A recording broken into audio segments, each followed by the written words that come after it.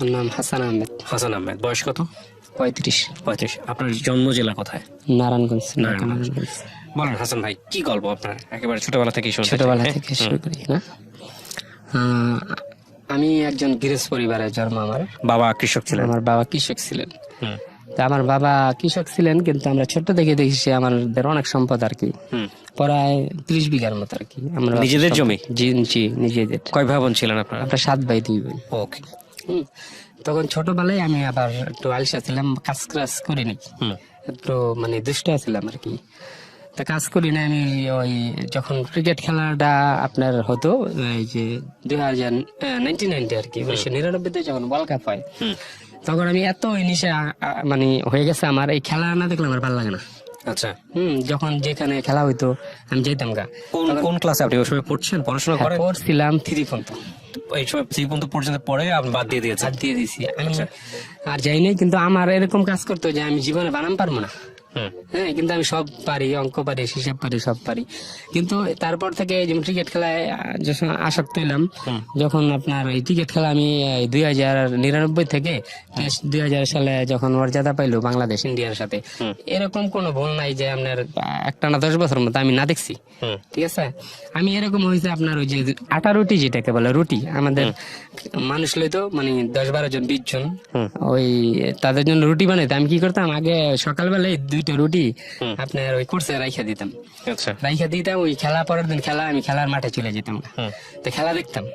তো খেলা দেখতে দেখতে দেখতে দেখতে আমি ওই যে লেখাপড়া, আমার আব্বা বলছে যে তুই লেখাপড়া কর, তোর কোনো কাজ করতে হবে না, যেহেতু তুই কাজ টাজ করস না। আমরা সবাই মানে আলগিরস্তে আমাদের লোকই নাই, আর আমরা যখন ধান দেওয়া লাগে তখন আপনার গিয়া লোক লইতো। তা আমাদের এলাকাটা হচ্ছে 100 ফুটের মাথায়, যে নতুন বাজার 100 ফুটে, যেটা পূর্বাঞ্চল এখন, যেটা বাজার অবস্থা। এখন তো বাজারটা নাই। হ্যাঁ, আর তারপর আপনার আপনাদের জমিগুলো কি আছে না সব নিয়ে গেছে? সব বসুন্ধরা নিয়ে গেছে। হ্যাঁ, আপনারা কি বিক্রি করেছেন নাকি? বিক্রি করেছি, বিক্রি করছেন? একজন এক রেডি বিক্রি করছে। এখন এলাকার মানুষের নাই, বসত বাড়ি আছে, গ্রাম আছে, কিন্তু আউট জমিন গুলা বিক্রি করে লাইছি। আচ্ছা। বিক্রি করে কেউ টাউন বাড়ি কিনছে, 3 বিঘা জায়গা পেয়েছে 1 কোটি 1.5 কোটি টাকা, এরকম টাকা পাইছেন তো? হ্যাঁ, টাকা পাইছি। ওকে, তারপরে কি হলো বলেন? তারপর আপনার যাই হোক হইতে হইতে হইতে আপনার এক সময় আমি বড় হইলাম। বড় হইবার সাথে আমার বাপ মারা গেছে আজ থেকে 16 বছর আগে। আমার বিয়ের 6 মাস আগে মারা গেছে। তা মারা গেছে পরে আপনার আমি কইছিলাম যে আমি ক্রিকেট খেলাবার পারি, যে খেলাবে ভর্তি হবো। তখন আমার বয়স চলে 20 বছর। তারপর আমি কি করলাম, যে মাথায় আসলো আমার মহল্লায় পাশেই একটা মেয়ে আর কি, অনেক ভালো লাগে ওরে। তো ওরে ভালো লাগে, আমি আর কই না করে তখন আমি আবার কি করলাম, জমিন বিক্রি করলাম 3 বিঘা জমি বিক্রি করে বাড়ি করছি, ওই টিন সিট বিল্ডিং, আর আপনার ফার্ম দিছি। যে আমি চিন্তা করছিলাম প্রথমবার যে ফার্ম দেবো, আর এখান থেকে গাই গরু কিনবে, ডেয়ারি ফার্ম দিয়েছিলাম। তারপর বলছিলাম যে আমি যেখানে যে টাকাটা ইনকাম আসে আমি খেলাবে ভর্তি হবো, খেলা খেলবো। তারপর আমি ওই যে ওদিক দিয়ে আপনার জিনিসটা নিশে গেল গা, আমি ওই যে মেয়ের প্রস্তাব দিলাম। আর আমি যে মেয়ে, ওই মেয়ে আর আমার বড় বোন বিয়ে হয়েছে, ওর বোন হয়েছে জাল, 2 বোন আর কি। আচ্ছা। ওই কেমনে জানছে আমি একটা আংটি বানাইছি, তখন ওই কেমনে জানাই দিল। তারপর এটা নিয়ে জানিয়েছে, আমার বলছে যে ওরা কি তুই বিয়ে করবি? আমি বলছি হ্যাঁ করবো। পরে আপনার ওই যখন আমি বিয়ে করি তখন আমার বউ আবার রাজি ছিল না, আপনাকে বিয়ে করতে চায় না। আপনার বয়স কত তখন? তখন আমার বয়স 20 আর আমার বউর বছর আসলে 14। আচ্ছা। তারপর যাই হোক আমার যে বাড়ি ঘর, টাকা সম্পত্তি ওর ফ্যামিলির সবাই রাজি। তারপর বিয়ে করার সময় আপনার কি ছিল? ওই সময়টাতে কি করতেন আপনি? কিছু করতেন? বেকারি, কিছুই করেন না। এই সম্পত্তি মাত্র পাইলাম। আর আমরা তো গৃহস্থ মানুষ, আমাদের বাড়িতে 10-15 জন থাকতো। হ্যাঁ, আমরা আঙ্গ তো কিছুর অভাব ছিল না। আমার সবার বড় ভাই উনি এসএসসি পড়ছে, আর আমরা কিছু ভাই কিছু লেখাপড়া করছে। তাই আমাকে যে জিনিসটা আমরা লেখাপড়া করতে পারি না, কারণ রাস্তাঘাটে যখন হারতাম ময়মুরি বেরোবে তো বিয়ে পাশ করে রিক্সা চালায়, লেখাপড়া করে কি করবো? তখন মাথা খেলছে, তাই আমরা কি করবো, লেখাপড়া করে রিস্কি চালাইতে। আপনার ছোট মন, তখন আর বুঝি নাই। তখন আপনার এই খেলা খেলতে খেলতে আমি একটা জিনিস শিখে লাইলাম, আপনারা বাংলাদেশের চৌধুরী জাফরুল্লাহ সারাফত স্যার যে কমেন্টটি দেয়, হ্যাঁ, আমি ওনার মানে আমার যদি কেউ ফেস না দেখে, মানে বাংলাদেশের সব মানুষ বলবে যে উনি দিতেছে কমেন্টটা। তো আমি যখন ফাইনাল খেলা হয় আমাদের এলাকায়, গণ্যমান্য লোক আমাকে নেয়, কিংবা বাইরের এলাকায় ফাইনাল খেলা হইলে আমি যাই। তো তখন যখন আমি বয়স দেই, তখন এই সব মানুষ খেলার টেলা ভাঙ্গে আমার সামনে আইসা পড়ে দেখতো। এরকম হয়, হাজার হাজার মানুষ আইসা পড়ে দেখার জন্য। পরে আমাকে অনেক মানে ব্যস্ততা লেগে যায়, তুমি অনেক ভালো কইতেছো, তুমি কইবা, অন্য কেউ দিবে না। আবার অনেক দর্শক বলে ভাই আপনার জন্য আইছি, খেলা দেখার জন্য আইসিনি, হ্যাঁ আপনার বয়স শোনার জন্য আইছি। আবার আমি যে খেলায় না যেতাম ওই খেলায় দর্শক এত হয় নাই। আচ্ছা। হ্যাঁ, তখন আমার বলতো যে তোর তো ভাষ্যকার ওনার মতো হয়। হুম তারপরে আমি তো নিজেও জানি না যে ওনার মতো কেমনে হয়ে যায়। হুম তারপর আমি এই যে বিদেশ যাওয়ার আগে আপনার একটা রেডিও এর মাধ্যমে ঢাকা মহাখালী ইউনিভার্সিটি আর ব্র্যাক ব্যাংকের 7 তলা একটা অডিশন হয়েছে। হুম আপনার অডিশনে দিলাম, বিপিএল চলাকালে অডিশন দিলেন। তখন জাফরুল্লাহ সারাফত স্যার ছিল বিচারক। হুম তখন আমি ওনার সাথে যখন কমেন্টটি দিলাম 2টা বল ডেলিভারি মনিটরে, তখন ওটি বলছে যে কাটিং, হুম তুমি তো নকল করছো। হুম তা আমি বলছি স্যার আমি তো ডিলামনের মতো হয়ে যায়, হুম আমি কি করবো? পরে বলছে তোমার বাবা বলো। আমি বলছি, স্যার আমার মতো আমি পারি না, আমি আপনার একটা ফ্রেন্ড। পরে উনি বললো যে তবে তো হবে না, নকল করলে তো হবে না। তা আমি বলছি স্যার কিছু বিশ্লেষণ করি খেলার ব্যাপারে। তো উনি বলছে যে করো। 99 কিভাবে 2000 সালে টেস্টের মর্যাদা পাইলো, তখন আমি করলাম। পরে উনি এসে আমার জড়া ধরে বললো যে এটা কিভাবে সম্ভব। তারপরে বললো ঠিক আছে, এটা তো নতুন প্রথমবারের মতো অডিশন দেওয়া হলো, তোমাকে আমরা নেক্সটে রাখবো। তারপর আমি চলে আসলাম। আর এর ফাঁকে আরো অনেক কাহিনী আছে। তখন যার পর ওই যে পিছনে চলে যাই, বিয়ে করলাম। বিয়ে করার পরে আপনার আর খেলার ভর্তি হইলাম না, তখন সংসারের জীবনে চলে গেলাম। তা আপনার আমি 2008 সালে লাস্টে দিয়ে যখন আওয়ামী লীগ সরকার পাশ হলে পরের দিন আমি গাবি গরু আনলাম 1.5 লক্ষ টাকা করে। কত? 1.5 লক্ষ টাকা করে এক একটা গাবি, সাভার হেমাদপুর থেকে। ওকে। তারপর আপনার আধা মন করে দুধ দিত, 2টা গরু দুধ দিত 37 কেজি সকাল বিকাল। আর গরুগুলা গাপ রাখে নাই, মানে এক সিজনে খাইছি, পরে আর গাপ রাখে নাই। তারপর 30,000 টাকা করে বিক্রি করছি কষে করেই। তখন 250 টাকা কেজি মাংস ছিল। তারপর আমি কি করবো, এখন তো এতগুলা টাকা নষ্ট হয়ে গেল। 1 বিঘা জমিন বিক্রি করছি 3 লক্ষ টাকা, আর আপনার 2টা গরুর দামে 2.5 লক্ষ টাকা। আর এখন বর্তমানে 1 বিঘা জায়গার দাম আছে আমাদের এলাকায় 90 লক্ষ টাকা। ওকে। তারপর আমি বললাম যে না, বিদেশ যাবো। তারপরে আমার যে ওই বন্ধুটা সবসময় থাকতো, ও ছোটতেই আমার লগে থাকতো, এক মহল্লারই। তো ওই আমার আবার 8 বছরের বড়। তো ওরা আবার দরিদ্র পরিবারের। তো ওই আমার বললো যে তুই নতুন বিয়ে করছ, তুই যদি বিদেশ চলে যাস, এমনি তোর কাছে রাজি হয় না, কিবা আর এখানটা যাইবো গা, তুই বিদেশ পরে যা, একটা সন্তান টন্তান হইলে পরে তুই যাইস। আমি বললাম যে অত ছোট্ট মানুষ, আমি হয়তো বিয়ে করে লেছি, কিন্তু যদি বাচ্চা হইতে গিয়া একটা সমস্যা পড়ে তখন। ওরা যাই হোক, পরে 6 মাস পরে আমার প্রথম সন্তান পেটে আসলো। মানে ওর আসার পরে আমার একটা মেয়ে হলো। মেয়ে হলো পরে আমার মেয়েটা হয়েছে আপনার 8 দিন হাসপাতালে, 8 দিনে মহাখালী মগবাজারের। জি। তখন 1 লক্ষ টাকা গেছে আর কি এমনি। ওর দিন ওই আপনার জন্ডিস ছিল। ওর পরে মানে ইংলিশন দিয়ে ওকে দুধ খাওয়াই দিব আমার, ইংলিশন 12 ঘন্টার মধ্যে। তা জন্ডিস ছিল, এটা দিলাম। যাই হোক, দেওয়ার পরে প্রথম সন্তান হইলো। তারপর 4 বছর পরে দ্বিতীয় সন্তান আমার আরেকটা মেয়ে হলো। প্রথমটার নাম রাফিয়া আফরোজ লিমু, ছোটটার নাম হচ্ছে রুয়াইফা আফরোজ সুমু। তারপর আমার দোনোটা মাই আমার অনেক আদরের আছিল। আমি দোনোটা মাই ওইটার সময় 2 লক্ষ টাকা গেছে। পরেরটা হয়েছে আপনার রিং রোডের আলসানিতে। পরে আমি বসুন্ধরায় যমুনায় আমার মায়া মার্কেট করাইতাম। টাকা আছিল, টাকা মনে করে নেই। বউরে সব কিছুই করতাম, ফল টল জুস টুস সবকিছুই আছে, মানে কোনো সময় অভাব করতে দেরি। আর আমিও কোনো সময় বিলাসিতা করে নেই, জীবনে একটা দামি ঘড়ি কিনতে নাই, একটা মোবাইল কিনে নেই, কিছু করে নেই। কিন্তু আমার নেশা আছে টাকা কামাম, ব্যবসা করুম, বিজনেস করবো। মানুষ 5 জন 10 জন 20 জন। ওই সময় কি করতেন যখন আপনার বাচ্চা হলো 2টা? তখন কি? তখন ওই যে গরুর ফার্ম ছিল, ওই গরুর ফার্ম করতেছেন? হ্যাঁ, বিদেশ ওটা কি লাভ ছিল গরুর ফার্মে? না, ওটা লস। আবার ক্লোজ করে দিলাম। আচ্ছা। ক্লোজ করার পর আবার কিছু জমি বিক্রি করলাম। বিক্রি করার পরে আবার কিছু সার গরু তুললাম, ইন্ডিয়ান বল হাসিলার থেকে আনছি। এক একটা গরু 8 মণ 9 মণ আনছি। এখন অসুখ হয়ে গেছে। আচ্ছা। অসুখ হয়ে যাওয়ার পরে আপনার ডাক্তার আনছি উপজেলা থেকে 10,000 20,000 টাকা করে। তো গরু প্রতি গেছে 3 মাস রাখার পরে অসুখ সারা না। তারপরে এক একটা গরু 50-60 টাকা করে লস হওয়ার পরে আবার গরু আনছি, দেশি গরু আনছি। পরে আবার আরেক গরু গুতা দামাইরা লাই। তারপর আবার বিক্রি করে লাইছি জিততে। বিক্রি করে আবার বলছি যে এইবার কি করবো, দোকান দিচ্ছি, মুদি দোকান এলাকায়। মুদি দোকান 1 বছর করছি। ওই যে বন্ধুটা ছিল, ওই বন্ধু ওর বাপ মারা গেছে। তো ওর বাইরা টিকে খাওয়ান দেয় না। তা খাওয়ান দেয় না, মানে আমার বাড়িতে আসে আনাগুনা করে, একটা মানুষটা তো দেখলেই বোঝা যায় যে আজকে 3 দিন হয়েছে ওর বাপ মারা গেছে, হয়তো খাওয়ানোর জন্য আইসে, এতদিন আসে নাই। তখন আমি ওরা বলছি আমার বউ স্ত্রীকে যে ওরা খাওয়ান দাও, তা আমার স্ত্রী দিছে।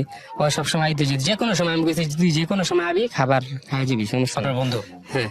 তারপর এর সাথে পরিচয় কিভাবে আপনার? ও এক পাশাপাশি মহল্লা আমি। আচ্ছা, পাশাপাশি একই সাথে বড় হয়েছেন আপনারা এরকম? না, একই সাথে ছোট থেকে, আমার 8 বছর ওই বড়, ছোট কি করতে থেকে পেশায়? ওই পেশায় ওই যে আগে লেখাপড়া করছে, ওরা গরিব আছিল, আমরা কাম কাজ করে না, ওর বাপ আছিল আচ্ছা। নৌকা টুকা চালাইছে। তখন তো আর এত ইনকাম ছিল না, ওর বড় ভাইয়েরা এই যে মাটির কাজ টাজ করছে, মানে মাটির কাজ। যখন আপনার বাসায় আসতো তখন আপু কি করে? আপনি তো গরু পালেন? তখন ও বেকার, তখন ও বেকার, আর জিরো পকেট। ওকে, তারপর? Zero pocket. তারপর আমি বললাম যে এই মুখটুক সুগার হয়েছে, ওরা খাবার দেয়। পরে ওই আমার গরু আছিল ফার্মে, মানে ঘর আছিল সামনে, আর সামনে মাঝখানে দুয়ার, আবার মানে আমরা খালি জায়গায় দুয়ার বলি আর কি, আর এই সাইডে ফার্ম। তখন আমরা 3 ভাই, ওই জমিনটা নিচে 7 ভাই, তো আমাদের অনেকগুলা বাড়ি। তবে আমরা পুরান বাড়িতে 4 ভাই, এই বাড়িতে 3 ভাই, ওটা 17 শতাংশ জমিন আর কি। তা 3 ভাইয়ের মধ্যে আমি মাঝখানে নিয়েছি, মাঝখানে নিয়ে আবার বাউন্ডারি করছিলাম, ইট দিয়ে বাউন্ডারি করে আপনার করছি, গেট মেট দিয়ে লইছি। তখন আমি ওই গরুর ফার্মে গেছে গিয়া গরু গোসল করাতে চাই, আমি কই না তুই খাবি, গরু গোসল করাবি, আমি গোসল করাই, তুই খারো। তারপর ওই যখন আমাদের অনেক জমিন আছিল, ওখানে ওই যে শাক টাক বাই নিতাম, তখন গিয়া দাঁড়ায় থাকলে ও একটা নিঃশ্বাস ছাড়তো আর কি, যে আমার তো কিছু নাই। তখন আমি আমার ওই স্ত্রীকে বলছি যে আমার তো দেখো ইনকাম নাই, আমি যা পাইছি বাপের সম্পত্তি পাইছি, এখন যদি ওরা বন্ধু হিসাবে 1% 2% জমিন দিই, মাসে খারাপ করবো, আমার বাইরেই খারাপ করবো। আমার যদি ইনকাম থাকতো তাহলে একজনটা দিলেও কই তেল নিলে। তাই এটা আবার আমার বউ বললো এটা কেমনে, এটা দিলে খারাপ করবো। তাই আমি কইছি যাগ্গা দেখা যাক নেক্সটে, ঠিক আছে, যেহেতু কিছু নাই। হ্যাঁ, আমার আছে, আমার আসামে 20% বাড়ির মতো আছে জায়গা। আমি বলছি 1% জায়গা দিলে আর কি হবে, তখন 1% জায়গার দাম ছিল 4-5 লাখ টাকা। আচ্ছা, তারপর এই কথাটা আবার ওরকে জানাই নাই যে আমি তোরা জমিন দিব, আমার বউর কাছে বলছিলাম। এরকমও হয়েছে, এটা কেউ জানে না, যে ও যখন আমার দোকানে ছিল, তখন একদিন রাত হয়ে গেছে গা, তা আমাদের তো যেটা বেডরুম আর কি, ওই বেডরুমে তো একটা খাট আর এমোরা রুমও খালি। তা ওই রাইত হয়ে গেছে গা, শীতের দিন ছিল আর কি, শীতের দিন ছিল, তখন মশা লাগতো না, মশা আনতে ওই পাশের রুম খালি, তা তো মশায় কামড়াইবো। তা আমি কি করছি, এই জিনিসটা করা ঠিকও নাই, এটা আল্লাহ মাফ করবো না, মানে আমি এক পাশে বউকে দিছি, মাঝখানে আমি ওই সাইডে হয়েছে, এরকম করে 2 রাত হয়েছি। তারপর মানে একটা আমার মানবতায় আর কি দিছিলাম, কিন্তু এটা এত ভালোবাসতাম এটা কথাটা ঠিক না, কিন্তু পৃথিবীর কোন বন্ধুকে এরকম করবো এটা মনে হয় না। না, এটা তো ডেফিনেটলি আপনি ওকে অনেক অনেক ভালোবাসতেন, কিন্তু যদিও এটা উচিত হয় নাই, আমার উচিত হয় না, আমার দৃষ্টিতে আমি বউর প্রতি বিচার করছি, আর এটা তাই তারপরও 6-7 বছর চলে গেছে গ্যাপ, এটা অনেক আগের কথা। আচ্ছা, তো এইভাবে ওকে জায়গা দিচ্ছেন। তারপর আপনার কোম্পানিতে আমাদের যেটা চেয়ারম্যান, উনি গ্রুপের মালিক। আপনার উনি আবার ওই ওনার সাইডে, বালুর সাইডে, যেটা আপনার অনেক আমাদের যে বন্ধের জমিন গুলো ছিল, ওটা বালু দিয়ে বসছে ট্রলার দিয়া। তো এখানে অনেক আমাদের এলাকার লোক কাজ টাজ করে এর পক্ষে। ওই যে আমার যে বন্ধু, ওরা 15,000 টাকা বেতন রাখছে, কিন্তু ওই হয়তো অবৈধ কাজ টাজ করতো, মানে করতো টাকা টোকা গরমিল করে, ওই ধরেন 2-3 কোটি টাকার মালিক হয়ে আছে। কে? আমার বন্ধু। এটা এই কাজগুলো করতো, করে সে বেতন এখনো 15,000 টাকা, কিন্তু ওই 2-3 কোটি টাকা মালিক আছে। তখন বলতো যে বলগেট গুলো গাঙ্গে আসে, এটা থেকে চাঁদা লইতো, ফজর রক্ত যাইতো, গিয়ে চাঁদা লইতো 200, 500, 300 এমন করতো। তো সকালে দিত 20,000 অর্ডার লইতো, আইসা বলতো আমার কাছে, আমার স্ত্রীর কাছে। আমি বলতাম যে এটা তো, আমি আবার কখনো ব্যাংকে, আমি যখন জমি বিক্রি করছি 20 লাখ টাকা ডাচ বাংলায় তুইছিলাম 2 বছর, কোনো ইন্টারেস্ট নেই। আমি আবার 5 ওয়াক্ত নামাজ পড়তাম তখন আমি বিভিন্ন ওয়াজ টোয়াজ শুনছি যে 1 টাকা সুদের খাওয়া মানে মার সাথে 70 বার জিনা করার। আর মার সাথে প্রকাশ্যে যদি কেউ জিনা করে, তাহলে সুদের সবথেকে ছোট্ট গুণাটা সেটা হয়। তো এখন আমি বললাম যে এটা তো সম্ভব না, টাকা আমি খাবো না। তখন আমার মা বললো, দেখ তুই জমিন টমিন বিক্রি করছিস, ব্যবসার কিছু দরকার নাই, তুই 40-50 লাখ টাকা ব্যাংকে থিয়া ব্যাংকের লাভে না খা। আমি বললাম যে মা, এটা যে গুণা, এটা তোর কাছে প্রকাশ করা যাবে না, আমি খাইতাম না। তখন আপনার ওই 2 বছর আনি নাই ব্যাংকের টাকা। লাস্টে আপনার যখন দোকান লইলাম, তখন আবার দোকান ছাড়লাম, আবার দোকান একটা লইলাম, আবার ছাড়লাম 1 বছর কইরা। তা করার পরে ওরা লাস্টে ওই টাকা সরায় আমি দোকানটা ছেড়ে দিছি। ওরা বুঝতে দিইনি, ওরা আর বলি নাই যে এই তুই জাগা, আমি তখনই ছেড়ে দিছি। ছাড়ার পরে আমি একটা গাড়ি কিনলাম, ডিস্ট্রিক্ট, ইন্টার ডিস্ট্রিক্ট। আইসার জাম্বো ইন্ডিয়ান টাটা কোম্পানি। কিস্তিতে কিনছি, নগদ ডাউন পেমেন্ট দিয়েছিলাম মোট টাকা গেছে 18 লাখ, আর কিস্তি সুদ করে দেবে 33 লাখ, 5 বছরের কিস্তি। তো এখন 3 মাস করার পরে আমার গাড়ি নামছে, শুধু চেসিস দিছিল, এটা বডি টডি করছি ঢাকার তেজগাঁও থেকে। তখন উনিরা বললো তোমার আগের কয়টা গাড়ি? আমি বলছি ভাই আমার আগের তো গাড়ি নেই। তা বলছে এই বুদ্ধিটা তোমাকে কে দিছে? আমি বলছি আমার বড় ভাই আবার কিনছিল, ওনার বাইরে ফলের ব্যবসা করে, রাজশাহী থেকে ফল আইনা বেচতে। তো উনি বলছে যে 2-3 লাখ টাকা করে ইনকাম। তা আমার মারপেটার ভাই বলছে আমি বিশ্বাস করি আর কেউ বলি নেই, টাকার লোভ তো সবারই থাকে, আমি ব্যবসা করে বিজনেস করে টাকা কামাম, এটা তো অন্যের কিছু না। আমার ভাবিকে ফোন দিলাম যে আপনার আমার ভাই যে এইটা কথা বলে আপনার কি গাড়ি এর থেকে 2-3 লাখ টাকা ইনকাম হয়? তো উনি বললো হ্যাঁ হয়। তারপরে আমি 100% শিওর হইলাম। ওর কাছে আবার আমি জমিন বেচলাম, বাড়ির জমিন। বাড়ির জমিন বেচছি 1 সপ্তাহের মধ্যে, আমি টাকা হাতেও নিইনি, ওর কাছে দিয়ে গাড়ি কিনেছি। গাড়ি কেনানোর পর ওই কাগজের লাগে 1.5 লাখ, পাতি পাল্টানের লাগে 1.5 লাখ, চেসিসের বডি পিছনের বডি বানাইতে লাগে 4 লাখ, এটি আবার বলে নাই হয়।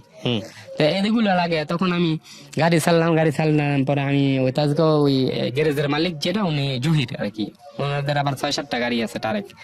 তা উনি বললো যে আপনি তো এই লাইনে নতুন আসছেন, তা আপনি তো এই লাইনে তো একটা মারা খাইছেন, আপনি তো বুঝতেন না, আপনি এই কাজটা করছেন কি? আপনি মানে টাকাটা বিদেশ থেকে মায় আনছেন, এর লেগে মায়া নাই।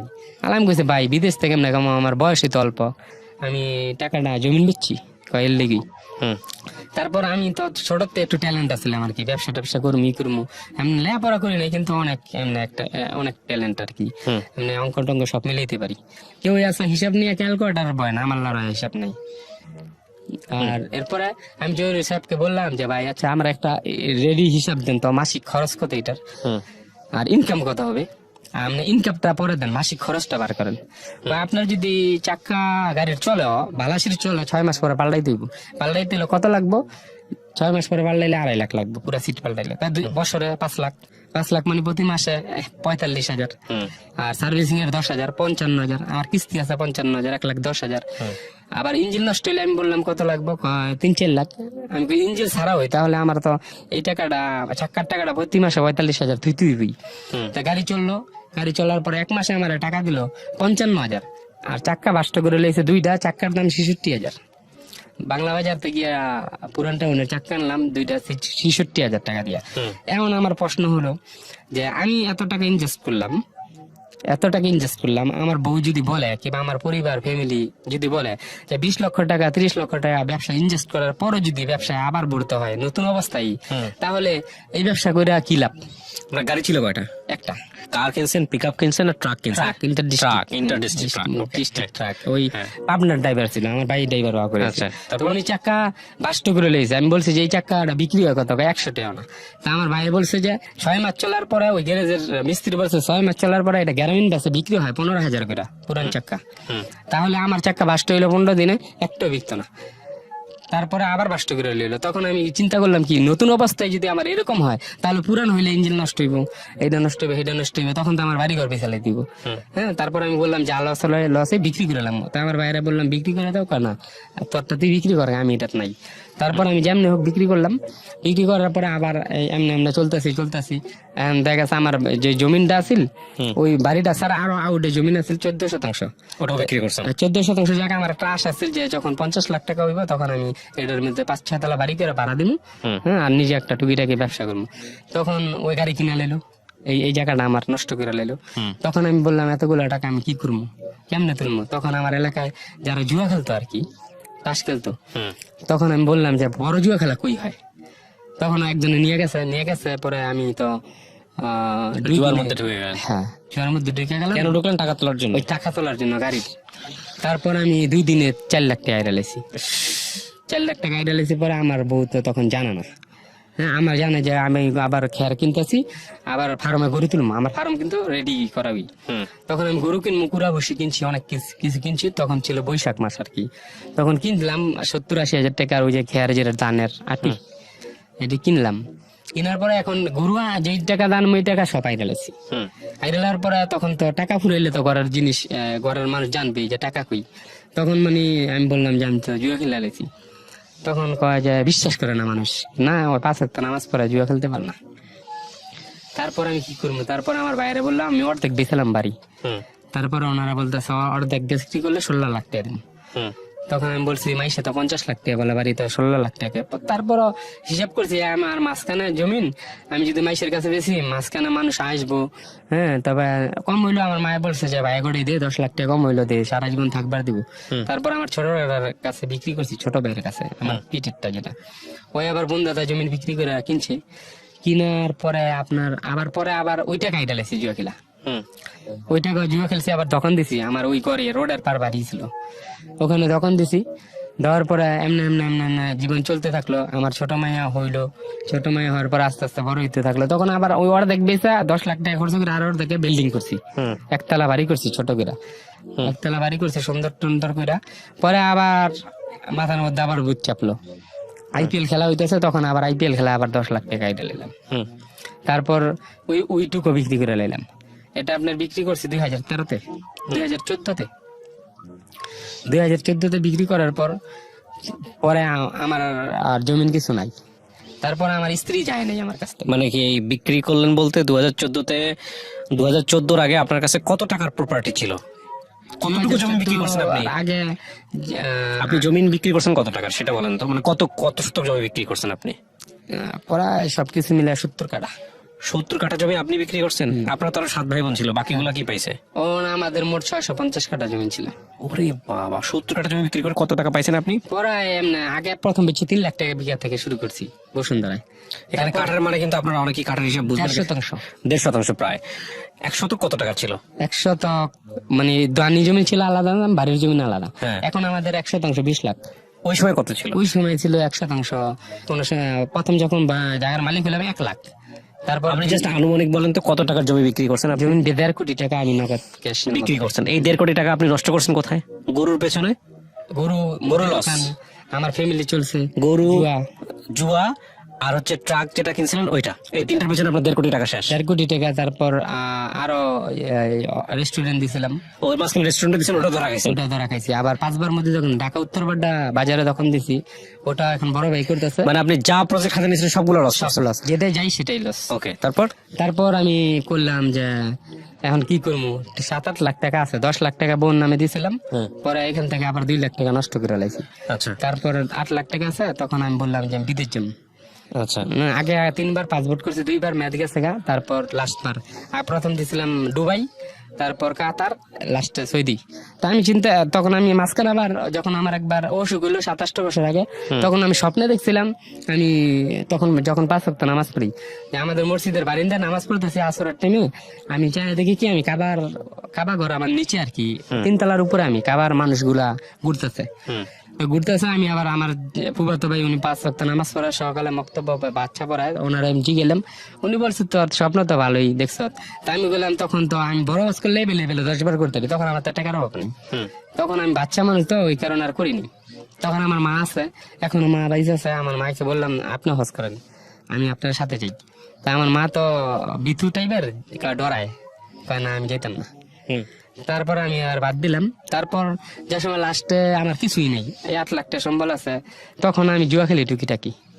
আচ্ছা, আর কাজ করি এই যে আমি তো আর যেই কাজ মানে এই কাজ করতে পারি না, মানে আমি তো সব কাজ করি না, এলাকার মানুষ শরম দিব। ওই মাছের ব্যবসা শ্রীরামপুর আড়ত থেকে মাছ নেই, 2-4 দিন করি, আবার ওই টাকা নষ্ট করে লাই, আবার লাভ হয় না। তখন আমার মন মেজাজ খারাপ হয়ে যায়, আবার জুয়া খেলার জায়গা। তখন পুঞ্জি হারে লাই, তখন আমার বউ এই টাকা দিই কষ্ট মষ্ট করে, মানে এই টাকার পকেট দিয়া যেমন আমার ভাইয়ের কাছে ইয়ের কাছে দিছে, যেমন খুশি হয়ে যা দেয় আর কি। পরে এমনি এমনি এমনি এমনি চলছে 27 বছরে আর কি, মোটামুটি অভাবেই চলছে। আপনি তখন কি দেশের বাইরে না দেশের দেশি? দেশের। আচ্ছা, প্ল্যান করলেন দেশের বাইরে যাবেন, ওখান থেকে তারপরে দেশের বাইরে গেলাম। দেশের বাইরে গেছি পরে ওই যে বন্ধু, ওই বন্ধু তার সঙ্গে বড় লোক। বড় লোক মানে কি কি আছে তখন? তখন ওই যে কয়েক কোটি টাকার মালিক। কয়েকটা কোটি টাকার মালিক। এরপরে আমার কাছে আসে, কিন্তু ওই যত বড় লোক কর বাড়িতে আমার 1 ওয়াক্ত খাওয়াইতে পারে না, অনেক টানছে, আমি যাইনি। তো আমার বাড়ি হাজার হাজার ওয়াক্ত খাইছি। আমি বলছি যে তুই তোর বাড়ি আমার নিতে পারতি না, ঠিক আছে তুই আমার রান্না খাবি, সমস্যা নেই। তা আমি আমার শ্বশুরে আমার জমিন কিনছে, আমার শ্বশুর বাড়িও পাশে। তো ওনার 2 তলা বাড়ি কিনছে, আমার আবার বোনের জমিটা, উনি আবার তখন আপনার ছেলে মেয়ে হয়েছে? হ্যাঁ 2টা মাইয়া। তখন 2টা মেয়ে। হ্যাঁ। আচ্ছা। তারপর আমি বিদেশ গেলাম, তো আমার শ্বশুর বাড়ি, আমরা দোতলায় থাকি, এক রুমে ওই আসা যাওয়া করতো। তা আমি যখন এয়ারপোর্ট যাই, ওরা বলছে আমার মাইয়া 2টা দেখিস। হ্যাঁ, তা এরা একজন যদি মানুষ জায়গা বন্ধু বান্ধব পুরো মুখের কথা বলতেই পারে, তখন ওই বেলায় সরাইছে, আমি ওর দায়িত্ব দিয়ে গেছি সংসারের। হ্যাঁ, তখন ওই মাঝখানে একদিন বাজার করছে করোনা চলাকালে, আমি ওরা বলি নাই। তো অনেক মানুষ বলছে ওর আবার চরিত্রটা একটু খারাপ আছে, ওই আবার আমার স্ত্রীর বড় বোনের সাথে একটু আপনার অবৈধ সম্পর্কে জড়া যায়। উল্টোপাল্টা। এটা কি আপনি দেশে থাকতে? আমার বিয়ের আগে আগে। আমরা এক পরিবারে ছিলাম, মানে এক বাসায় আড্ডা মারতাম। আমার বড় বোন ওই বাড়িতে বিয়ে হয়েছে, মানে আমার স্ত্রীর বোন আর আমার বোন 2টা চাল, মানে দুই ভাইয়ের কাছে বিয়ে হয়েছে। আমার পাশাপাশি বাড়ি, তো ওই বাড়িতে একটু আড্ডা মাড্ডা দিতাম, পোলাপান যাইতো, তখন ওই বাড়িতে টাইম কাটতো। তারপর বিদেশে আমি যাইগা, বিদেশ যাওয়ার পরে ও একদিন বাজার দিছে করোনা কালে, তখন মানুষ সন্দেহ করতেছে ওই বাজার দিব কে। তারপর আমি বলছি যে আমি বলছিলাম তো, হ্যাঁ এই করোনার লেগে লকডাউন দিছে, মানুষ যাইতে পারবো না, তবে আর আমি না করে দেবো না। পরে আমি টাকা দিয়ে দিছি, পরে লাস্টে আমার ওই বিদেশ খাবার খাদ্য ভালো না, কোম্পানি যে কাজ করি 800 রিয়াল স্যালারি, আর ওভার টাইম হলে 1500 পড়ায়, কিন্তু 12 মাস ওভার টাইম হয় না। আর এক জায়গায় দাঁড়ায় কাজ করতে হয়, কোলেস্টোরে কাজ করি, আইস বরাবে। তখন কোমর গুলা অনেক ব্যথা করতো, 17-18টার মতো ইংলিশে নিয়ে এলেছি।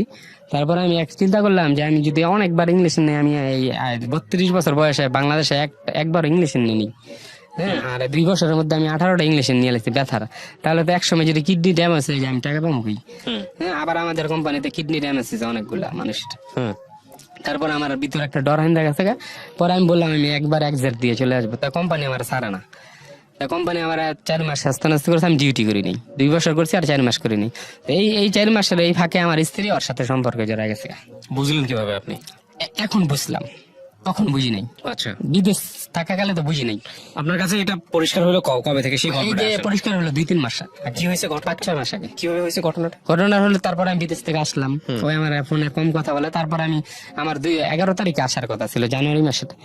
তারপরে 11 তারিখে আমি গেলাম জিদ্দাতে, তখন আমার হঠাৎ আগের দিন জ্বর ঠান্ডা হয়ে গেল।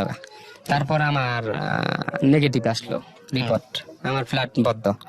তারপর আমার 14 দিনকে লেগে কোয়ারেন্টাইনে দিল, কিন্তু আমার স্ত্রী আমার ফোন দেয় না, আমার কাছ থেকে বেশি কথা বলে না। এর আগে একবার যখন আমাদের এলাকার আরেকজনের করোনা ধরা পড়ছে, তখন ওই অনেক কাচ্ছে যে আপনারা যদি হয়, হ্যাঁ কি করবো মুখ সম্মুখ। কিন্তু যখন আমার সত্যি কোয়ারেন্টাইনে গেলাম, তখন ওই ফোন দেয় না, কাঁদেও না।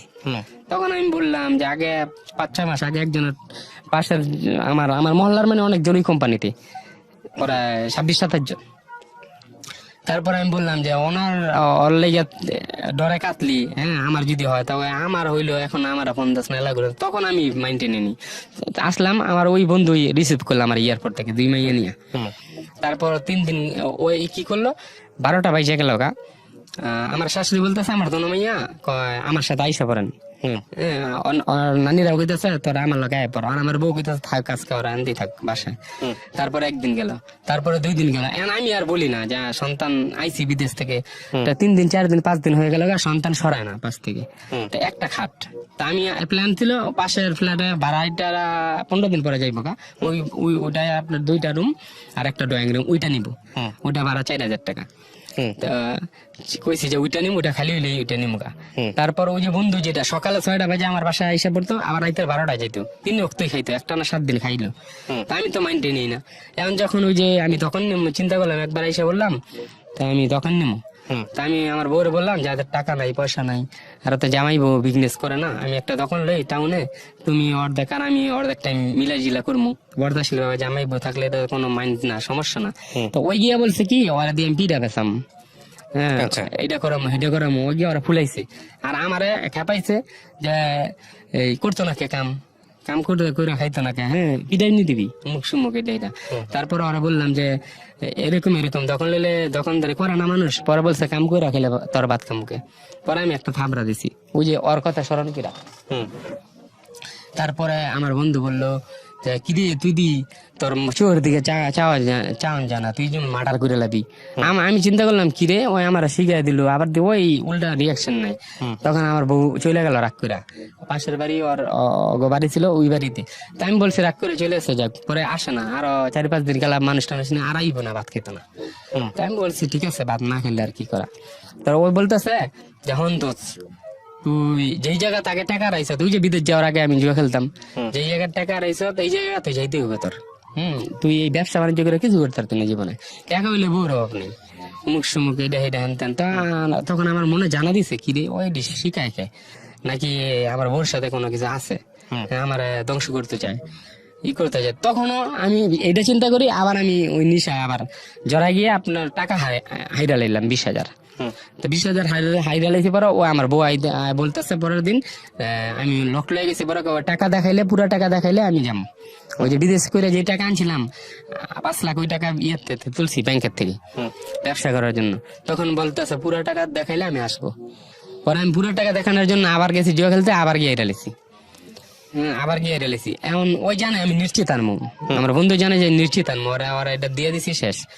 ওই আমার বন্ধু রাত্রে ঘুমাইতে সময় আমার বাচ্চা আমার শ্বশুর বাড়ি দিতে যাক, আমি তো ওর বাড়ি আবার শ্বশুর বাড়ি আগুয়ে সামনে, আমি তো যাবো বাসায় বাড়িতে, তখন আমি আগুয়ে দিয়ে যাবো না।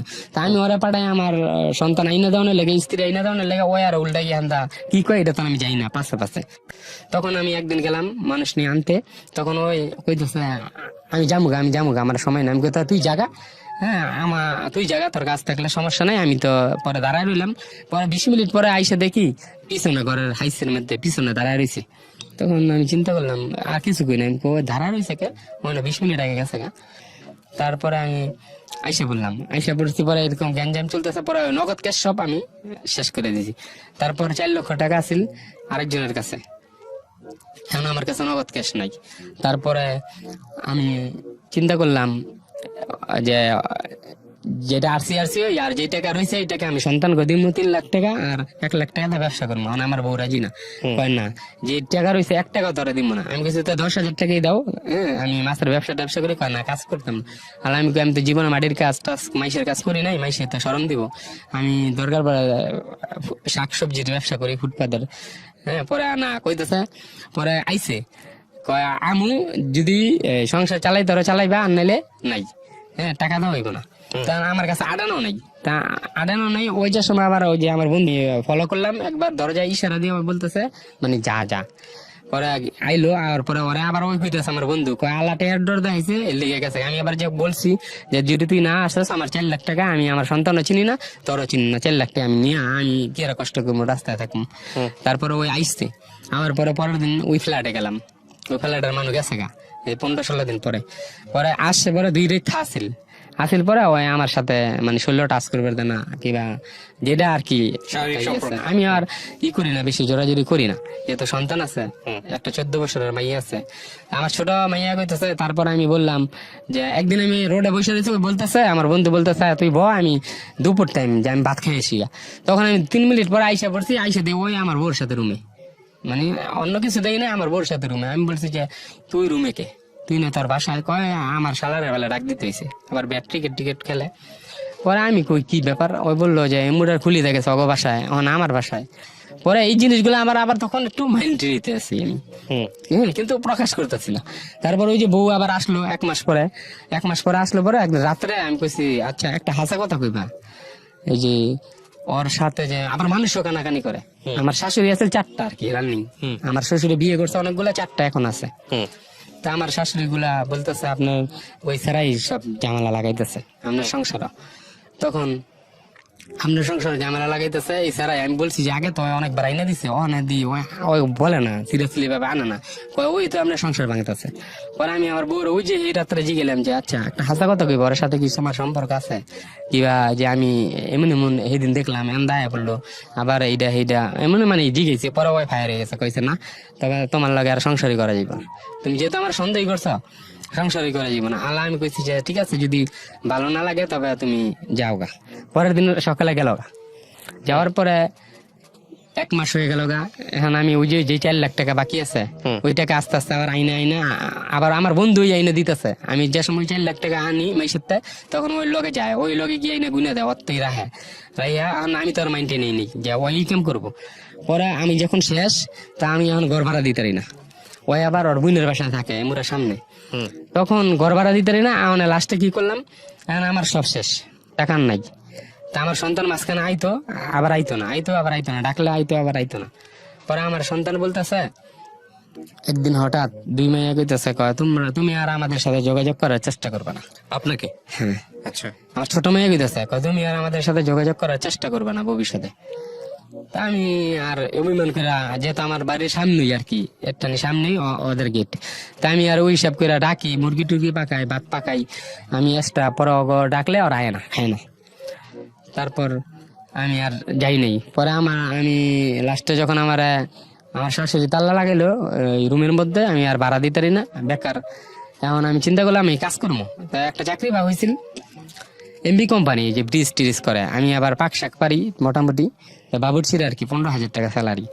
কারণ যেই দিন আমি আসলাম সেই দিন এর আগের দিন ওরা ওই আমাদের এলাকা সাইড আরেক এলাকায় আসলো। এর 3 দিন পরে ওই ফাঁস হয়েছে, ওর সাথে যাওয়ার বিয়ে হইলো। তারপর আমি শোনার পরে তো আমার মাথা নষ্ট। তারপর আমি চাকরি যাই নাই। মানে আপনাকে না জানাই বিয়ে করে ফেলছে তারা? হ্যাঁ, ফাঁস হইলো এটা আপনার সামনে? হ্যাঁ, ফাঁস হলে আমার শাশুড়ি বলতেছে। আবার আমার শাশুড়ির আমার শ্বশুর বাড়ির সামনের বাড়ি আমার বোনের বাড়ি। তখন ওই চাকরি লেগে গেছি, পরে মিস্টেক হয়ে গেল, চাকরি বানানি এলাম। বলতেছে তোমার চাকরি কনফার্ম, তবে যে কোনো সময় আমরা পোস্ট খালি হলে তোমাকে জানাবো। তারপর আমার বোনের বাড়ি গেলাম, এখন তো আমার থাকার জায়গা নাই। আমার যে পুরান বাড়ি বা এক বাড়ি আমি যাই না। হ্যাঁ, তাতে যাই না। মানে আমার মা এক ভাইয়ের বাড়ি থাকে, 5 দিন 7 দিন। তা আমাদের জমিন আছে, রুম আছে অনেকগুলা, খাইলে এখন তা আমি একলা। তারপর আমার বোনের বাড়ি গেলাম, বোনের বাড়ি আমার শ্বশুরের দুয়ারের সামনে ওনাদের বিল্ডিং। তখন আমি ঘুমেতে শুনতেছি ঝগড়া, মানে আমার এক শাশুড়ি আরেক শাশুড়ির লাগে ঝগড়া লাগছে, বিয়ে হয়ে গেছে। তারপর আমি কইলাম যে বিয়ে হয়ে গেছে, তা আমি যেই গ্রামে থাকি আবার ওই গ্রামে পরের দিন ফজর উঠতে গেলাম ওর বড় বোনের বাসায় গিয়ে গেলাম। ওর বোন ফাঁস করে না, কয় না বিয়ে হয় নাই মুখ সুমুখ। আমি বললাম যে আমি জানি আমার বউর কাছে কোনো টাকা নাই, আমার সন্তান তো স্কুলে পড়ে কেমনে, চলে কেমনে, আমার বউর আমার শ্বশুরও 1 টাকা দেয়নি, তাহলে ও চলে কেমনে, আবার গার্মেন্টসও চাকরি করে না, তাহলে এটা জানতে হইব না। আর আমার বউ যে আত্মগোপন করলো, কই থাকে আমার জানায় না, আমার সন্তানটা যে লায়েক, তাহলে আমার কি জানার অধিকার আছে না? আমার লায়েক সন্তানটা মেয়ে ছেলে না তো। তারপর ওনারা কয় না জানতাম হেন্দা থাকবো। তারপর মানুষের করার সাথে বিয়ে হয়ে গেছে। তখন আমি এমনি বার করতে করতে 4 মাস গেল গা।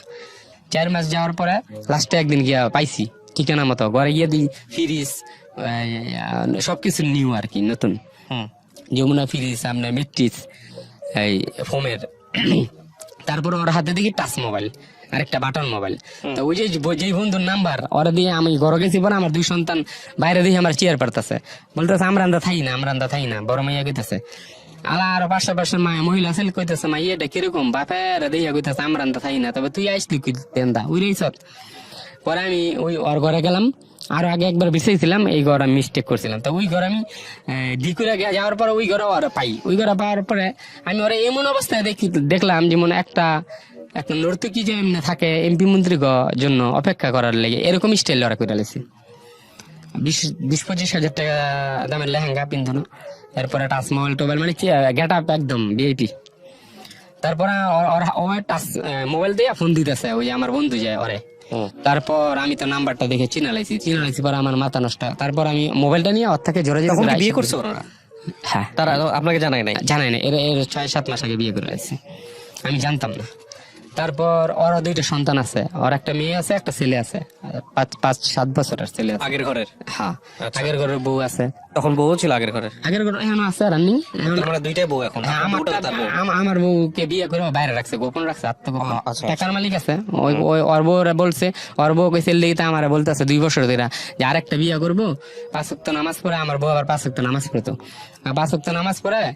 হ্যাঁ, আরেকটা বিয়ে করবো, বাইরে রাখবো। ভাই আমি একটু শর্ট করে ফেলি, আমি কয়েকটা প্রশ্ন করি আপনাকে কি ডিভোর্স দিয়েছে আপনার ওয়াইফ? জি। পেপার পাইছেন আপনি হাতে? আপনার সন্তানদের সাথে আপনার যোগাযোগ আছে? না, সন্তানদের সাথেও যোগাযোগ নাই। আপনার স্ত্রী তার মানে ওকে বিয়ে করেছে, এটা এখন সবাই জানে? হ্যাঁ, সবাই ওরা স্বীকার করছে, আমাদের এলাকার যারা মাতবর তারাও স্বীকার করছে।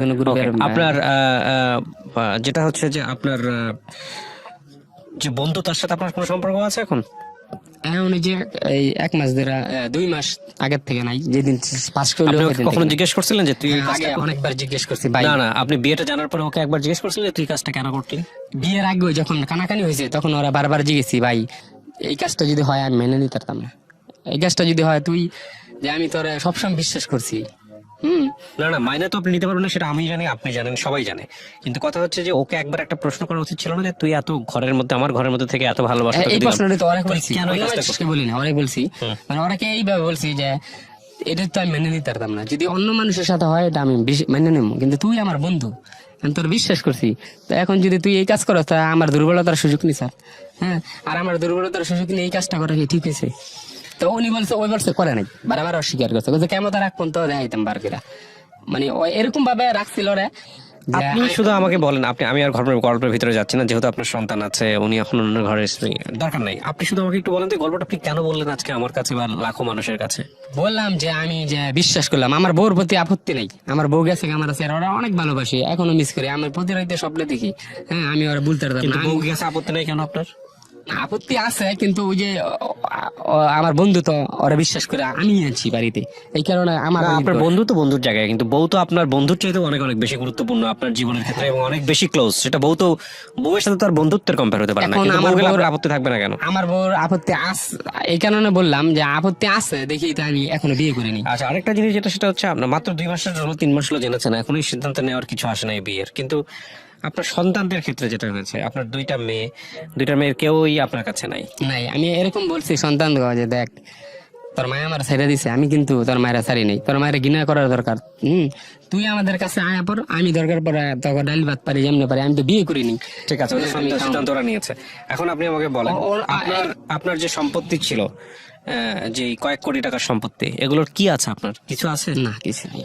আচ্ছা, আপনি সম্পত্তি হারালেন, স্ত্রী হারালেন, সন্তান হারালেন, সমস্ত কিছু হারালেন, সবচেয়ে ক্লোজ ফ্রেন্ডটা সে আপনার সাথে বিশ্বাসঘাতকতা করলো। লাস্টে উনি একদম বেইমানি করলো, লাস্টে আমার লাস্ট এই যে এত কিছু হলো, কোন ভুলের কারণে, কি কারণে হলো এটা? আপনি কখনো নিজের ভুলগুলো বের করতে পারছেন? আমি অনেকবার চেষ্টা করছি, যেমন আমি যে এই, ব্যবসা ট্যাবসা করি লস হয়, তারপর জুয়া খেললাম, এই জুয়া খেলা থেকে আর বার হইতে পারিনি। লাস্ট আমি একদম ক্লোজ, মানে টাকা পয়সা নাই, এই কারণে আমার বউ আর পয়সা নিছে যে আমার সন্তান লেখাপড়া করবো, এটা করবো, এটা করবো, ভালো অবস্থানে থাকবো, তার এই কারণে আর ডিভোর্সটা দিছে। আমার সাইন বলছে যে যেই লোকে আসলো যে 3টা সাইন হবে, একটা তুমি দাও, তারপর ডিসিশন না হবে। তো উনি চালাকি করে আমার বন্ধু আবার পাঠাইছে, আমি আরেক গ্রামে ছিলাম, তা উনি বলছে যে একটা সাইন দাও, পরে বিবেচনা হইব, শোনেন হাসান, তারপর একটা সাইন নিল, একটা সাইন, 2টা সাইন, 3টা sign, whatever it is, এগুলো বড় কথা নয়। বড় কথা হচ্ছে যে আপনার কাছ থেকে সে চলে গেছে এবং সে আপনার বন্ধুকে বিয়ে করেছে আপনার কথা অনুযায়ী। আপনার সন্তান আপনার কাছে নাই, আপনার স্ত্রী আপনার কাছে নাই। কি করে হয়েছে না হয়েছে সেটা বড় কথা না, নাই প্রপার্টি নাই, কিচ্ছু নাই। এই যে এত কিছু না থাকার পেছনের অন্যতম কারণ আপনার, যদি আপনি খুঁজে না পান, তাহলে এটা বড় ফেইলার, এবং এটা আরো ভবিষ্যতে আরো বড় ফেল করতে পারেন। আসলে একটা মানুষের জীবনে কি থাকে, একটা ছেলের জীবনে পরিবার না থাকলে, সম্পদ না থাকলে, আপনার জীবনে কিছুই নাই, কিছু আপনি নেই, zero। এক বছর ধরে একা। হ্যাঁ, একা। কিন্তু একটা কথা হচ্ছে যে আপনার আপনার আপনার এখান থেকে হয়তো ঘুরে দাঁড়াতে পারেন, আপনি ভালো ভাববেন, আপনার ভবিষ্যতে তো আল্লাহ ভালো লিখে রাখছে, বাট খুব কষ্টের, এটা খুবই নির্মম। এই গল্প, এরকম গল্প আমি খুব কম শুনেছি। আমার মনে পড়ে না যে আমি রেডিওতে এই ধরনের গল্প কখনো পেয়েছি কিনা বা প্রচার করেছি কিনা।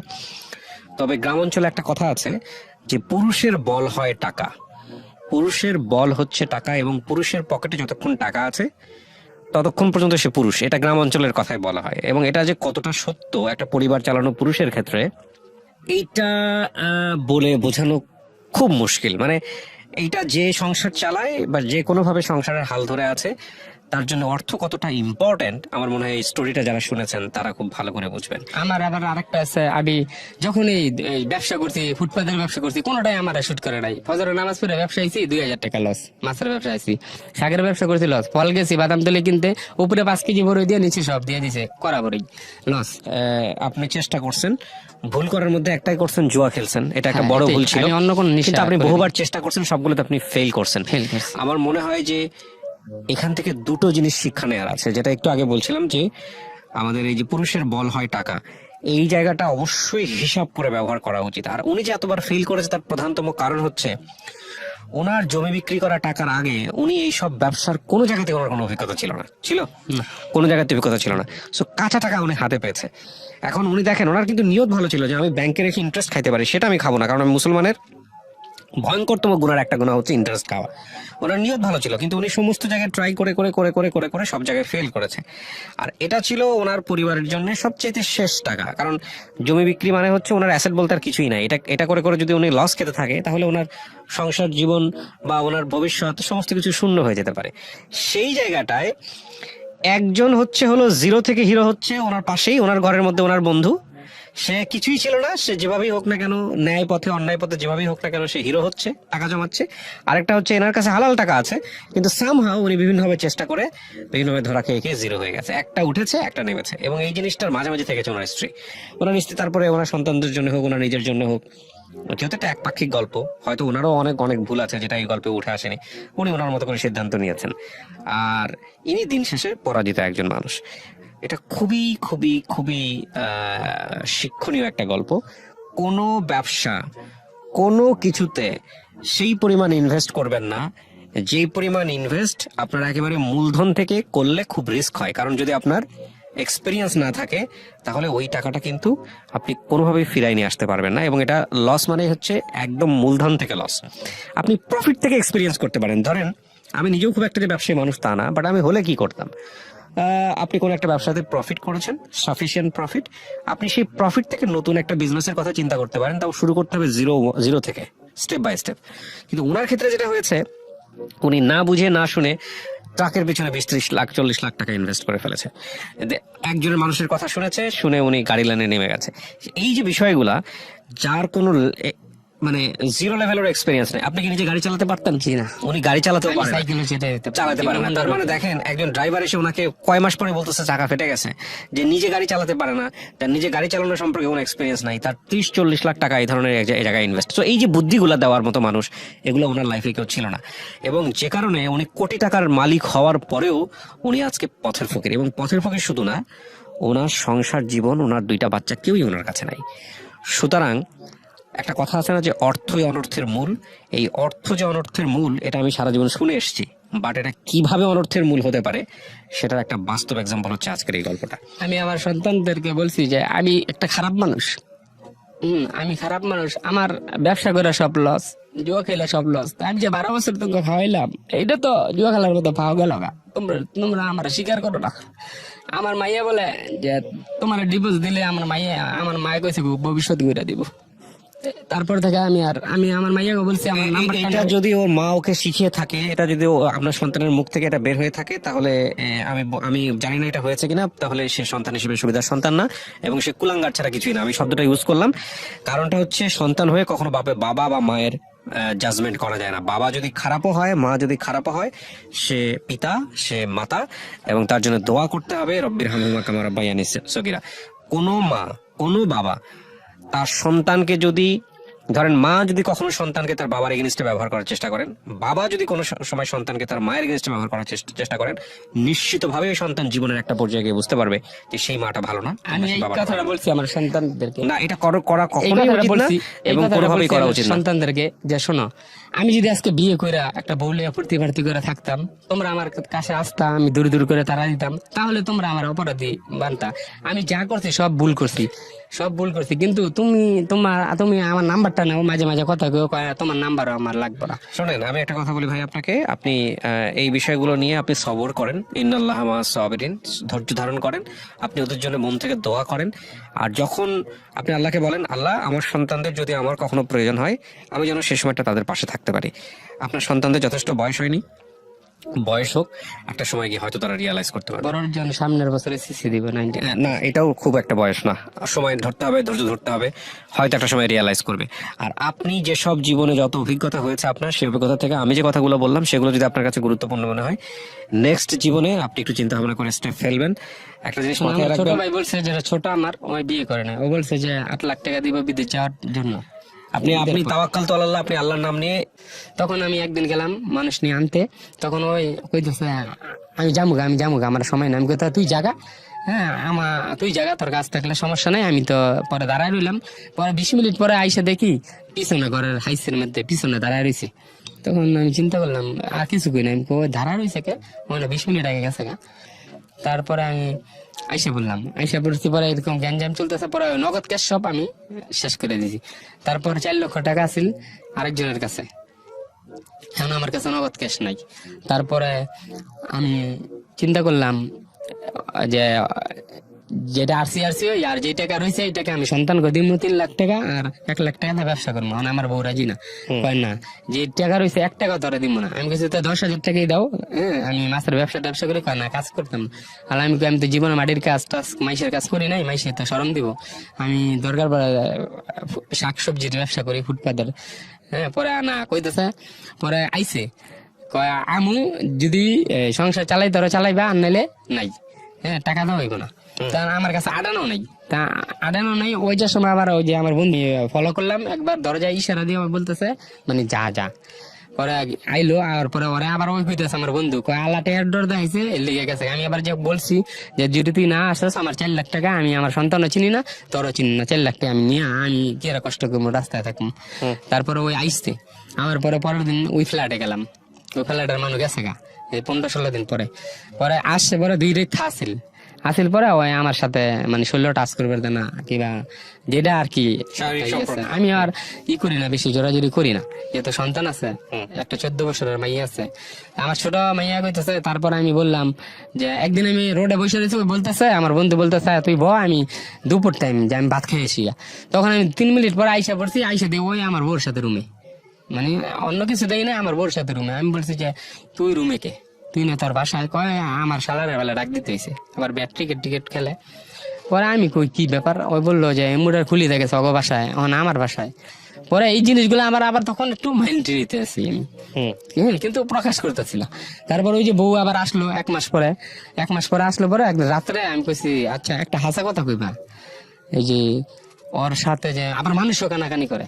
আমার শাশুড়ি আছে 4টা আর কি রানিং, আমার শ্বশুরে বিয়ে করছে অনেকগুলা, 4টা এখন আছে। তা আমার শাশুড়ি গুলা বলতেছে আপনার ওই ছাড়াই সব ঝামেলা লাগাইতেছে আপনার সংসার। তখন আপনার সংসারে ঝামেলা লাগাইতেছে এই ছাড়াই। আমি বলছি যে আগে তো অনেকবার আইনা দিছে, ওই বলে না সিরিয়াসলি ভাবে আনে না, ওই তো আপনার সংসার ভাঙতেছে। পরে আমি আমার বউর ওই যে এই রাত্রে জিগেলাম যে আচ্ছা একটা হাসা কথা কই, ওর সাথে কি তোমার সম্পর্ক আছে কিবা, যে আমি এমন সেদিন দেখলাম দায় বললো, আবার এইটা এমন মানে জিগেছে। পরে ওই ফায়ার হয়ে গেছে, কইছে না তবে তোমার লাগে আর সংসারই করা যাবে, তুমি যেহেতু আমার সন্দেহ করছো সংসারই করা যাবে না। আল্লাহ আমি কইছি যে ঠিক আছে যদি ভালো না লাগে তবে তুমি যাও গা। পরের দিন সকালে গেল গা, যাওয়ার পরে 1 মাস হয়ে গেল গা। এখন আমি ওই যে 4 লাখ টাকা বাকি আছে ওই টাকা আস্তে আস্তে আবার আইনা আবার আমার বন্ধু আইনা দিতেছে। আমি যে সময় 4 লাখ টাকা আনি মাইসেতে, তখন ওই লগে যায়, ওই লগে গিয়ে আইনা গুনে দেয়, অতই রাহে আমি তো আর মাইন্ডে নেই যে ওই কেম করবো।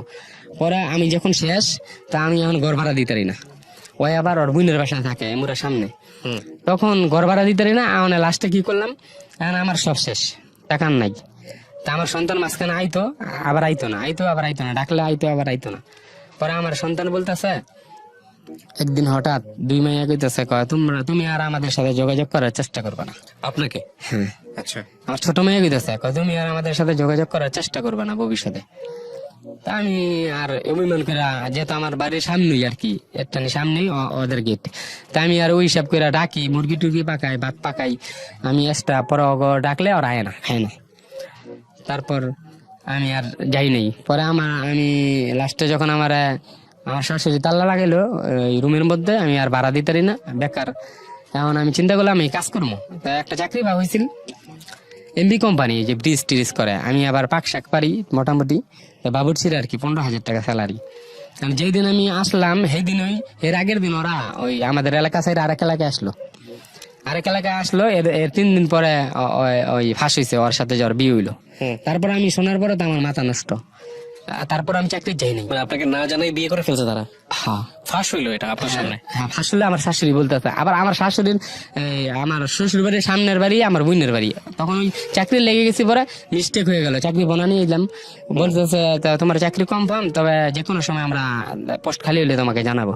তারপর আমার বোনের বাড়ি গেলাম, এখন তো আমার থাকার জায়গা নাই। আমার যে পুরান বাড়ি ভাইয়ের বাড়ি আমি যাই না, হ্যাঁ তাতে যাই না। মানে আমার মা এক ভাইয়ের বাড়ি থাকে 5 দিন 7 দিন। তা আমাদের জমিন আছে, রুম আছে অনেকগুলা, খাইলে এখন তা আমি একলা। তারপর আমার বোনের বাড়ি গেলাম, বোনের বাড়ি আমার শ্বশুরের দুয়ারের সামনে। ওনাদের বিল্ডিং। তখন আমি ঘুমেতে শুনতেছি ঝগড়া, মানে আমার এক শাশুড়ি আরেক শাশুড়ির লাগে ঝগড়া লাগছে, বিয়ে হয়ে গেছে। তারপর আমি কইলাম যে বিয়ে হয়ে গেছে, তা আমি যেই গ্রামে থাকি আবার ওই গ্রামে পরের দিন ফজর উঠতে গেলাম ওর বড় বোনের বাসায়, গিয়ে জি গেলাম, ওর বোন ফাঁস করে না, কয় না বিয়ে হয় নাই মুখ সুমুখে। আমি বললাম যে আমি জানি আমার বউর কাছে কোনো টাকা নাই, আমার সন্তান তো স্কুলে পড়ে কেমনে, চলে কেমনে, আমার বউর আমার শ্বশুরও 1 টাকা দেয়নি, তাহলে ও চলে কেমনে, আবার গার্মেন্টসও চাকরি করে না, তাহলে এটা জানতে হইব না। আর আমার বউ যে আত্মগোপন করলো, কই থাকে আমার জানায় না, আমার সন্তানটা যে লায়েক, তাহলে আমার কি জানার অধিকার আছে না? আমার লায়েক সন্তানটা মেয়ে ছেলে না তো। তারপর ওনারা কয় না জানদামলা হেন্দা থাকবো। তারপর মানুষে কওয়ার সাথে বিয়ে হয়ে গেছে। তখন আমি এমনি বার করতে করতে 4 মাস গেল গা। 4 মাস যাওয়ার পরে লাস্টে একদিন গিয়া পাইছি ঠিকানা মতো, ঘরে গিয়ে দিই ফ্রিজ সবকিছু নিউ আর কি, নতুন যমুনা ফ্রিজ, আপনার মেট্রিক্স এই ফোমের। তারপর ওর হাতে দেখি টাচ মোবাইল আর একটা বাটন মোবাইল। তো ওই যেই বন্ধুর নাম্বার ওরা দিয়ে আমি ঘরে গেছি, পরে আমার 2 সন্তান বাইরে দিয়ে আমার চেয়ার পারতেছে, বলতেছে আমরা থাই না, বড় মাইয়া কইতেছে। আলা আর পাশে মহিলা ছেলে কইতেছে মা এটা কিরকম, বাপের দিয়া কইতেছে আমরা থাই না, তবে তুই আসলি কি দেন্দা উই রইছ। পরে আমি ওই ওর ঘরে গেলাম, আরো আগে একবার বিছাইছিলাম, এই ঘর আমি মিস্টেক করছিলাম। তো ওই ঘর আমি ডিকুরে যাওয়ার পরে ওই ঘরে ওরা পাই, ওই ঘরে পাওয়ার পরে আমি ওরা এমন অবস্থায় দেখলাম যেমন একটা নর্তকী যে এমনি থাকে এমপি মন্ত্রী জন্য অপেক্ষা করার লেগে, এরকম স্টাইল ওরা করে লেছে। 20-25 হাজার টাকা দামের লেহেঙ্গা পিন্ধানো, এরপরে টাচ মোবাইল টোবাইল, মানে কি গেট আপ একদম ভিআইপি। তারপরে টাচ মোবাইল দিয়ে ফোন দিতেছে ওই যে আমার বন্ধু যায় ওরে। তারপর আমি তো নাম্বারটা দেখে চিনা লাইছি পরে আমার মাথা নষ্ট। তারপর আমি মোবাইলটা নিয়ে ওর থেকে জোরে তখন কি বিয়ে করছে ওরা? হ্যাঁ, তারা আপনাকে জানায় নাই? জানাই না, এর 6-7 মাস আগে বিয়ে করে লাইছি, আমি জানতাম না। তারপর ওর 2টা সন্তান আছে, ওর একটা মেয়ে আছে একটা ছেলে আছে, 5-7 বছরের ছেলে আছে আগের ঘরের? হ্যাঁ, আগের ঘরের বউ আছে। তখন বউ ছিল আগের ঘরের? আগের ঘর এখনো আছে রানিং, আমরা 2টাই বউ এখন? আমার বউকে বিয়ে করে বাইরে রাখছে, গোপন রাখছে, আত্মগোপন। আচ্ছা। টাকার মালিক আছে ওর বউ বলছে, ওর বউ কইছে লেগে আমার বলতেছে 2 বছর ধরে যে আরেকটা বিয়ে করবো, 5 ওয়াক্ত নামাজ পড়ে। আমার বউ আবার 5 ওয়াক্ত নামাজ পড়তো, 5 ওয়াক্ত নামাজ পড়ে হ্যাঁ আরেকটা বিয়ে করবো, বাইরে রাখবো। ভাই আমি একটু শর্ট করে ফেলি, আমি কয়েকটা প্রশ্ন করি আপনাকে। আপনাকে কি ডিভোর্স দিয়েছে আপনার ওয়াইফ? জি। পেপার পাইছেন আপনি হাতে? আপনার সন্তানদের সাথে আপনার যোগাযোগ আছে? না, সন্তানদের সাথেও যোগাযোগ নাই। আপনার স্ত্রী তার মানে ওকে বিয়ে করেছে, এটা এখন সবাই জানে? হ্যাঁ সবাই ওরা স্বীকার করছে, আমাদের এলাকার যারা মাতবর তারাও স্বীকার করছে। আপনার যেটা হচ্ছে যে আপনার যে বন্ধু, তার সাথে আপনার কোনো সম্পর্ক আছে এখন? এখন যে এই 1 মাস ধরে 2 মাস আগের থেকে নাই, যেদিন পাস করলো। কখনো জিজ্ঞেস করছিলেন যে তুই? আগে অনেকবার জিজ্ঞেস করছি ভাই। না, আপনি বিয়েটা জানার পরে ওকে একবার জিজ্ঞেস করছিলেন যে তুই কাজটা কেন করলি? বিয়ের আগে যখন কানাকানি হয়েছে তখন ওরা বারবার জিজ্ঞেসি ভাই এই কাজটা যদি হয় আমি মেনে নিতে পারতাম না, এই কাজটা যদি হয় তুই যে আমি তোর সবসময় বিশ্বাস করছি। না মাইনে তো আপনি নিতে পারবেন না, সেটা আমি জানি, আপনি জানেন, সবাই জানে। কিন্তু কথা হচ্ছে যে ওকে একবার একটা প্রশ্ন করা উচিত ছিল না যে তুই এত ঘরের মধ্যে, আমার ঘরের মধ্যে থেকে এত ভালোবাসা এই প্রশ্নটা তো অনেক বলছি, কেন এই কাজটা করছিস? বলি না, অনেক বলছি, মানে ওরাকে এইভাবে বলছি যে এটা তো আমি মেনে নিতে পারতাম না, যদি অন্য মানুষের সাথে হয় এটা আমি মেনে নেব, কিন্তু তুই আমার বন্ধু, আমি তোর বিশ্বাস করছি, তো এখন যদি তুই এই কাজ করো তা আমার দুর্বলতার সুযোগ নি স্যার। হ্যাঁ, আর আমার দুর্বলতার সুযোগ নিয়ে এই কাজটা করা কি ঠিক হয়েছে? তো উনি বলছে, ওই বলছে করে নাই, বারবার অস্বীকার করছে, বলছে কেমন তার রাখবো তো দেখাইতাম বার করে, মানে এরকম ভাবে রাখছিল রে। আপনি শুধু আমাকে বলেন, আমি আর গল্পের ভিতরে যাচ্ছি না, যেহেতু আপনার সন্তান আছে, উনি এখন অন্য ঘরের স্ত্রী, দরকার নাই। আপনি শুধু আমাকে একটু বলেন যে গল্পটা আপনি কেন বললেন আজকে আমার কাছে বা লাখো মানুষের কাছে? বললাম যে আমি যে বিশ্বাস করলাম, আমার বউর প্রতি আপত্তি নেই, আমার বউ গেছে আমার আছে, ওরা অনেক ভালোবাসি, এখনো মিস করি, আমি প্রতি রাতে স্বপ্নে দেখি। হ্যাঁ, আমি ওরা বলতে পারতাম কিন্তু না। বউ গেছে আপত্তি নেই কেন আপনার? আপত্তি আছে, কিন্তু ওই যে আমার বন্ধু তো ওরা বিশ্বাস করে আমি আছি বাড়িতে, এই কারণে আমার আপনার বন্ধু তো বন্ধুর জায়গায়, কিন্তু বউ তো আপনার বন্ধুর চাইতে অনেক অনেক বেশি গুরুত্বপূর্ণ আপনার জীবনের ক্ষেত্রে এবং অনেক বেশি ক্লোজ। সেটা বউ তো, বউয়ের সাথে তার বন্ধুত্বের কম্পেয়ার হতে পারে না, কিন্তু বউ গেলে আপনার আপত্তি থাকবে না কেন? আমার বউর আপত্তি আছে, এই কারণে বললাম যে আপত্তি আছে দেখি তো আমি এখনো বিয়ে করিনি। আচ্ছা, আরেকটা জিনিস যেটা, সেটা হচ্ছে আপনার মাত্র 2 মাসের জন্য 3 মাস হলো জেনেছেন, এখনই সিদ্ধান্ত নেওয়ার কিছু আসে নাই বিয়ের, কিন্তু আপনার সন্তানদের ক্ষেত্রে যেটা হয়েছে, আপনার 2টা মেয়ের কেউই আপনার কাছে নাই। আমি এরকম বলছি সন্তান যে দেখ তোর মায়া আমার ছেড়ে দিছে, আমি কিন্তু তোর মায়েরা ছাড়ি নাই, তোর মায়ের ঘৃণা করার দরকার, তুই আমাদের কাছে আয়া পর, আমি দরকার পরে তোকে ডাল ভাত পারি যেমনি পারি, আমি তো বিয়ে করিনি। ঠিক আছে, সিদ্ধান্ত ওরা নিয়েছে। এখন আপনি আমাকে বলেন, আপনার যে সম্পত্তি ছিল, যে কয়েক কোটি টাকার সম্পত্তি, এগুলোর কি আছে? আপনার কিছু আছে? না, কিছু নেই। আচ্ছা, আপনি সম্পত্তি হারালেন, স্ত্রী হারালেন, সন্তান হারালেন, সমস্ত কিছু হারালেন, সবচেয়ে ক্লোজ ফ্রেন্ডটা সে আপনার সাথে বিশ্বাসঘাতকতা করলো। লাস্টে উনি একদম বেইমানি করলো, লাস্টে আমার লাস্ট এই যে এত কিছু হলো, কোন ভুলের কারণে, কি কারণে হলো এটা? আপনি কখনো নিজের ভুলগুলো বের করতে পারছেন? আমি অনেকবার চেষ্টা করছি, যেমন আমি যে এই, ব্যবসা করি লস হয়, তারপর জুয়া খেললাম, এই জুয়া খেলা থেকে আর বার হইতে পারিনি। লাস্ট আমি একদম ক্লোজ, মানে টাকা পয়সা নাই, এই কারণে আমার বউ আর বাইসা নিছে যে আমার সন্তান লেখাপড়া করবো, এটা করবো, ভালো অবস্থানে থাকবো, তার এই কারণে। আর ডিভোর্সটা দিছে আমার, সাইন বলছে যে যেই লোকে আসলো যে 3টা সাইন হবে, একটা তুমি দাও, তারপর ডিসিশন না হবে। তো উনি চালাকি করে আমার বন্ধু আবার পাঠাইছে, আমি আরেক গ্রামে ছিলাম, তা উনি বলছে যে একটা সাইন দাও, পরে বিবেচনা হইব। শোনেন হাসান, তারপর একটা একটা কথা সাইন বলি, নিল, একটা সাইন, দুটো এক sign সাইন, ছাড়া 3টা sign, whatever it is, এগুলো বড় কথা নয়। বড় কথা হচ্ছে যে আপনার কাছ থেকে সে চলে গেছে এবং সে আপনার বন্ধুকে বিয়ে করেছে আপনার কথা অনুযায়ী। আপনার সন্তান আপনার কাছে নাই, আপনার স্ত্রী আপনার কাছে নাই। কি করে হয়েছে না হয়েছে সেটা বড় কথা না, নাই প্রপার্টি নাই, কিচ্ছু নাই। এই যে এত কিছু না থাকার পেছনের অন্যতম কারণ আপনার, যদি আপনি খুঁজে না পান তাহলে এটা বড় ফেইলার, এবং এটা আরো ভবিষ্যতে আরো বড় ফেল করতে পারেন। আসলে একটা মানুষের জীবনে কি থাকে, একটা ছেলের জীবনে পরিবার না থাকলে, সম্পদ না থাকলে, আপনার জীবনে কিছুই নাই, আপনি এক zero। বছর ধরে একা। হ্যাঁ, একা। কিন্তু একটা কথা হচ্ছে যে আপনার এখান থেকে হয়তো ঘুরে দাঁড়াতে পারেন, আপনি ভালো ভাববেন, আপনার ভবিষ্যতে তো আল্লাহ ভালো লিখে রাখছে, বাট খুব কষ্টের, এটা খুবই নির্মম। এই গল্প, এরকম গল্প আমি খুব কম শুনেছি। আমার মনে পড়ে না যে আমি রেডিওতে এই ধরনের গল্প কখনো পেয়েছি কিনা বা প্রচার করেছি কিনা। তবে গ্রাম অঞ্চলে একটা কথা আছে যে পুরুষের বল হয় টাকা, পুরুষের বল হচ্ছে টাকা, এবং পুরুষের পকেটে যতক্ষণ টাকা আছে ততক্ষণ পর্যন্ত সে পুরুষ। এটা গ্রাম অঞ্চলের কথাই বলা হয়, এবং এটা যে কতটা সত্য, একটা পরিবার